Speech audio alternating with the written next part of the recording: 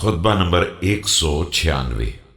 آپ علیہ السلام کے خطبے کا ایک حصہ جس میں سرکار دو عالم صلی اللہ علیہ وآلہ وسلم کی مدح کی گئی ہے۔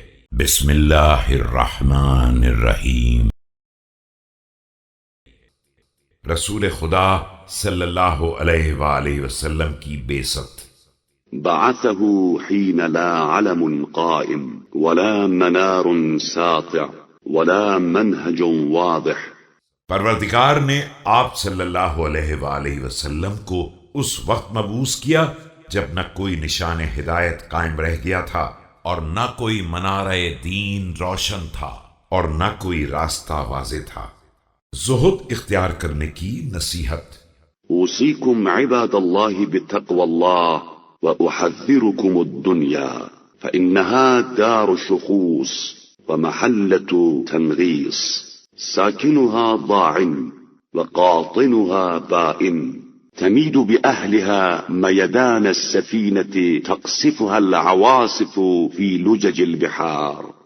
بندگان خدا، میں تمہیں تقوی الہی کی وصیت کرتا ہوں اور دنیا سے ہوشیار کر رہا ہوں کہ یہ کوچ کا گھر اور بدمزگی کا علاقہ ہے۔ اس کا باشندہ بہرحال سفر کرنے والا ہے اور اس کا مقیم بہرحال جدا ہونے والا ہے۔ یہ اپنے اہل کو لے کر اس طرح لرزتی ہے جس طرح گہرے سمندروں میں تند و تیز ہواؤں کی زد پر کشتیاں۔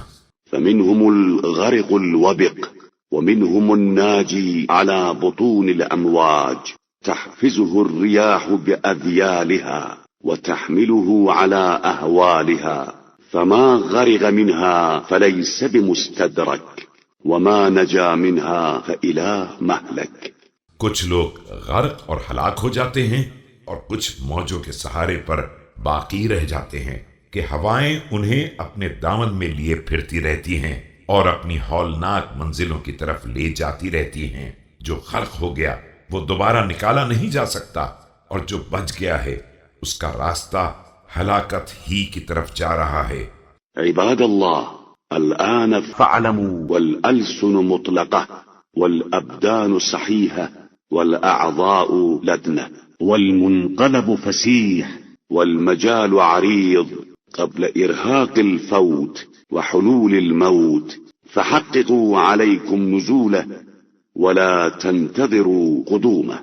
بندگان خدا، ابھی بات کو سمجھ لو جبکہ زبانیں آزاد ہیں اور بدن صحیح و سالم ہیں، اعضاء میں لچک باقی ہے اور آنے جانے کی جگہ وسیع اور کام کا میدان طویل و عریض ہے، قبل اس کے کہ موت نازل ہو جائے اور اجل کا پھندا گلے میں پڑ جائے۔